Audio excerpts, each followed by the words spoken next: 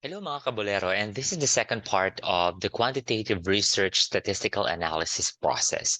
And just to give you a recap of what we have provided for from the introduction, we have generated or we have provided the problem assessment for the variables. We generated the hypothesis, and then we create a questionnaire and determine the sampling technique. And we also calculated the sample size, and we end up with 69 as our number of samples. And we asked the recipients to answer the survey, and that's a random sampling that we have conducted. And then we administered the survey, and now we have consolidated and finalized the database. So the main goal for this specific video is to create an FDT. And this is this portion. And before we came up with the FDT, or the frequency distribution table, we have to first validate the completeness of the data. We will use a analytical tool or software, and we will be using MS Excel. And next, we will be determining the minimum and maximum values and also the class interval to be able to come up with an FDT. All right. So without so much of an introduction, let me go ahead and show you the output of the administered survey. And we have received 69 responses in total, including their rough estimate of the monthly expenses and, of course, their age.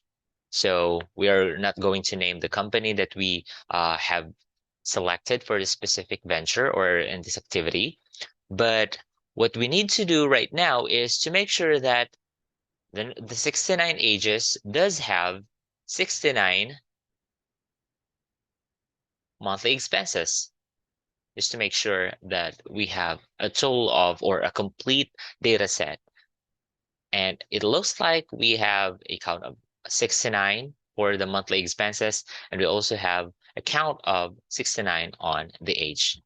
So as soon as we validated our data set, the completeness of our data set, and we create this table, the first thing that we have to do to be able to generate the FDT is to get the minimum, maximum, the range, the number of classes, and then the class width. And those are the terminologies which I will be discussing shortly. So we have the minimum and maximum, the range, the number of classes, and the class width. And both of these variables, again, age is our independent variable, monthly expenses is our dependent variable, and both of this would have separate minimum, maximum range, and so on and so forth. So we need to create a header for each of them. So this would be age distribution. Whoops.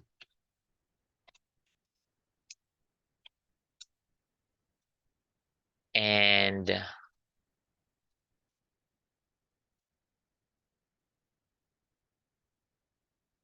for the monthly income, or not the monthly income, monthly expenses.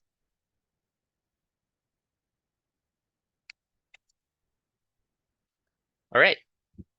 So there it goes. Now, to begin with, the minimum, Excel has a function which gives us, or from a given array, we can determine the minimum value from that specific column. So using equals min, and then click tab, and make sure that you highlight the array, and that's beginning with A2 down to the last cell, that's A70, and close parenthesis and hit enter, and that gives us the minimum value on that specific data set.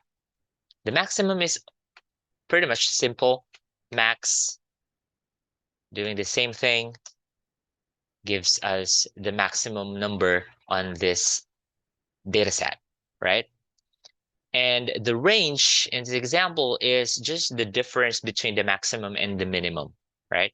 So this is a terminology, range, the difference between the maximum value and the minimum value. And using Excel, we can just hit equals and then select the cell, the number for the maximum, and then minus the minimum. That's F4 minus F3. If you're new to Excel, this is a very simple mathematics, right? Subtraction. And the number of classes, that depends on you. So you were, we can select from 5 up to 20, and that's the number of classes that we can show up to be able to, or in our FDT, that's the number of class range, right? The class range that we can generate, like the age bracket from 20 to 25, right? 25 or 26 to 30. So we can select the class limit based on our preference. For me, I personally select a prime number, and that's 11. I don't know. Maybe that's my favorite number in statistics. So I don't settle for 10. I usually use 11. So the class width will be dependent on the range and the number of classes. So that's the formula is the number of, or the range divided by the number of classes. And since we are speaking of age, there is no decimal number for age in our example. Therefore, I will be converting this to a whole number, right? So the class width is 3. Okay, so to be able to create a sensible distribution table with, of course, the age brackets, and that will show us the statistical analysis or a distribution for a grouped data set. When we say grouped, that is when you have generated a survey from from individuals 30 and above.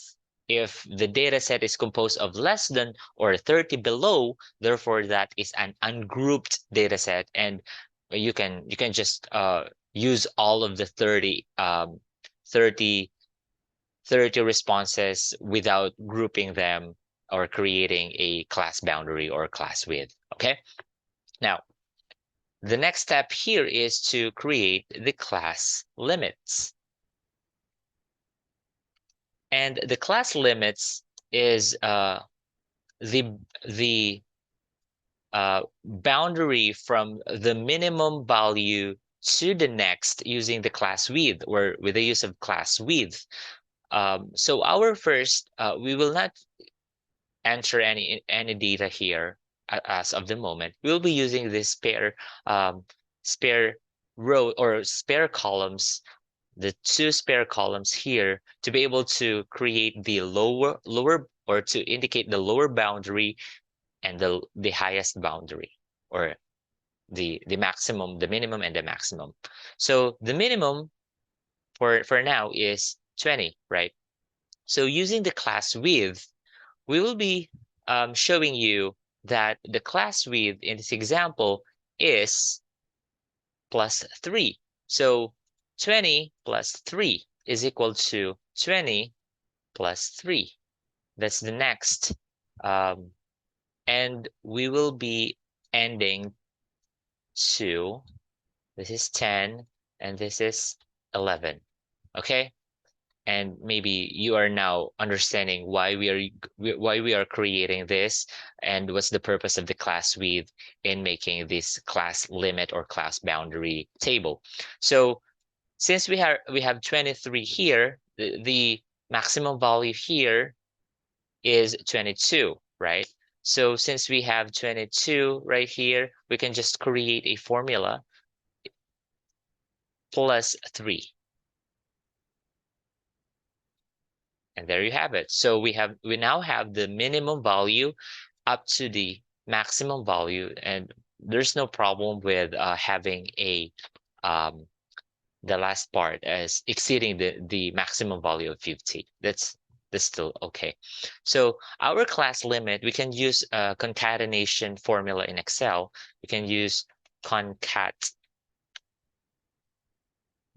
and this value, comma, using quotation, and then space, dash, space, quotation, just to give us the in-between format and the higher value.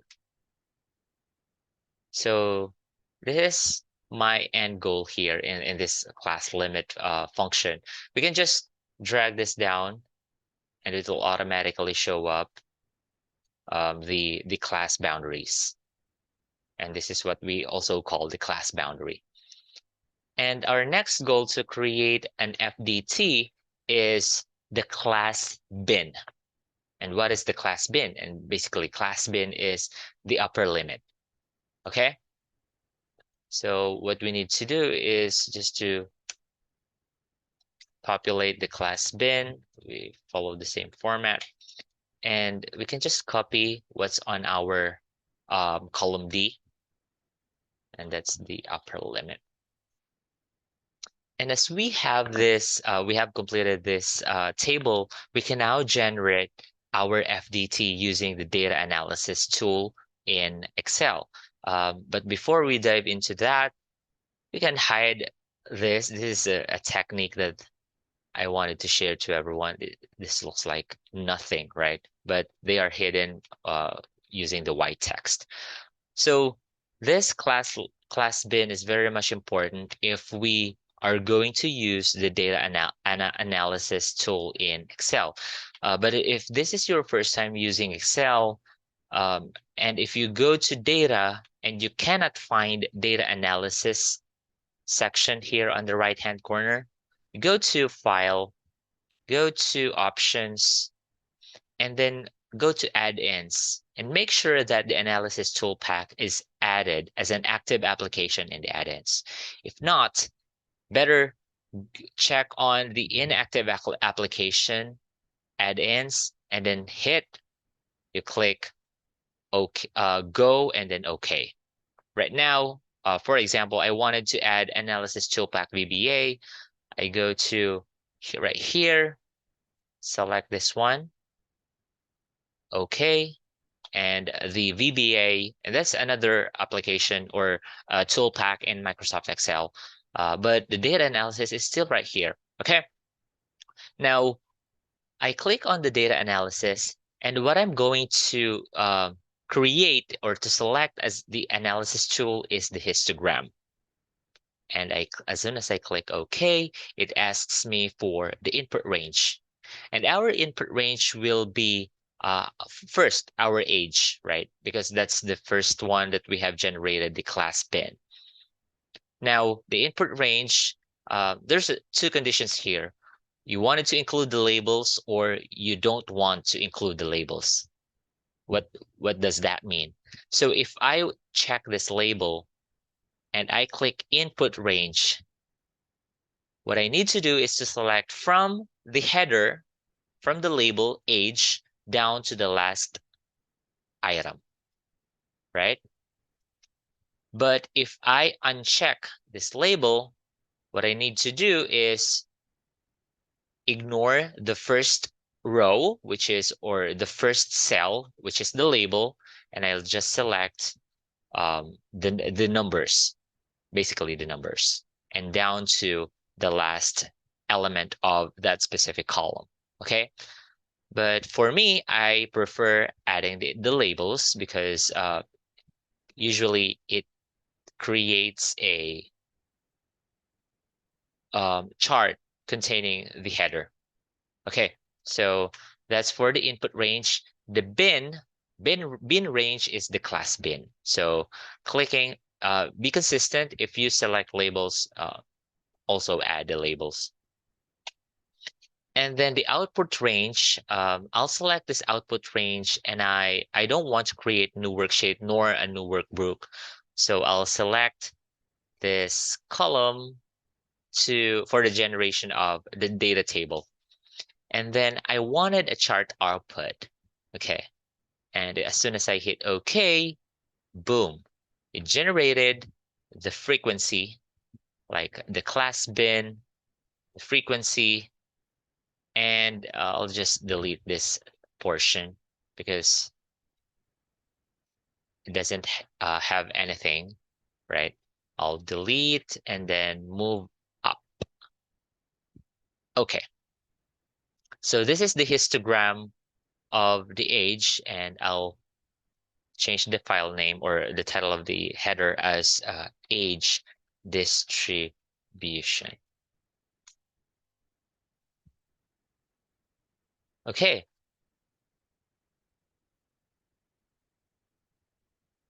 And for the monthly expenses, we will just do the same thing as what we've done with the age distribution. So I can just copy, or no, let's do the same thing. Mean, and then this is quicker than the first one because I will no longer explain each of the statistical tools. So equals this one minus this one. The number of classes is still 11, and the class width is the range divided by the number of classes, and I want a whole number. Uh, looks like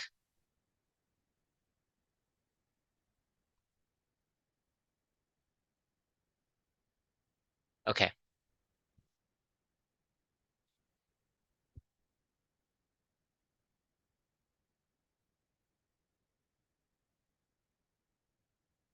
And what I need to do next is to create the class boundaries. So the class boundaries would be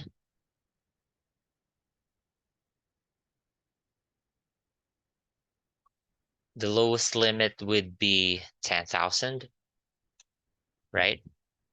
Minus, oops, plus equals this one plus this one, right? The class width. And I want this to be locked so that it will not move when I drag the formula. And the format, the key for locking the formula is F4. All right. I want this to be formatted like this one. And there you go.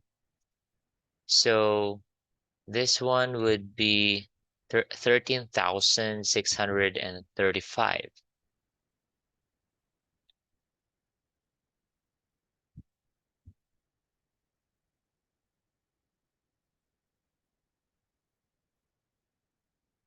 This one plus this one, but locked.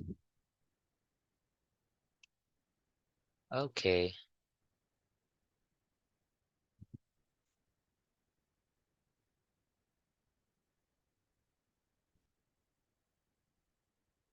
Or better yet, I wanted to have um, a more precise class boundaries. I wanted to have 14,000 here. I can still do that, right? Because we can just convert this, or the class width, we can convert this to 3.6, or we can just use 4,000. I wanted to have a whole number in this specific example. So that the lower boundary is 10,000, the next lower bound for our class limit is 14,000, and this one is 13,000. Just to make it straightforward. I don't want it to see uh, small numbers or not whole numbers on my class limits, and I can still do that without changing or without creating errors. So hiding this one, I still have the class boundaries, right? And change this to currency. There you go. Pretty simple. And now we can create the data analysis. Go to data, data analysis, histogram, and my input range will be the monthly expenses, of course, including the labels, right? And then the bin range will be this one. Include the label, don't forget. And then the output range will be this one. And chart output, I still wanted it to see a chart output. And the format, come on, the format should be currency. And there you go. Oops. Okay, and this is the histogram for monthly expenses distribution. And there you have it. Pretty easy, right? Okay. Maybe this one, the class bin is, I can indicate age here, monthly expenses. All right. And I think we're done with the FDT, or the frequency distribution table. Not only the frequency distribution table, but also the chart to show us the bell curve. And it looks like the monthly expenses distribution is more of like well distributed versus the age distribution. And of course, the age is a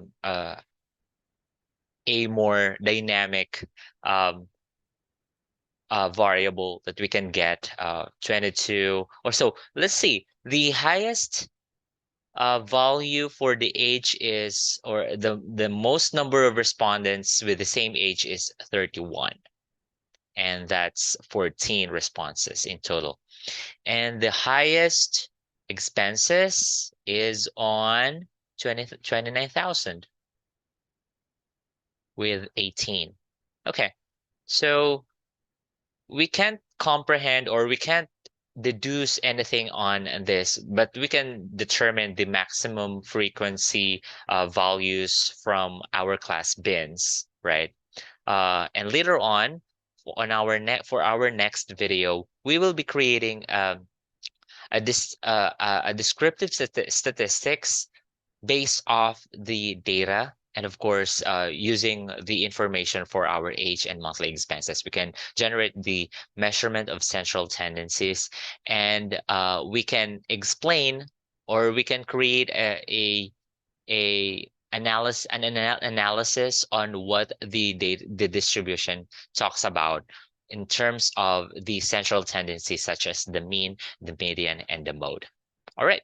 So much for this video.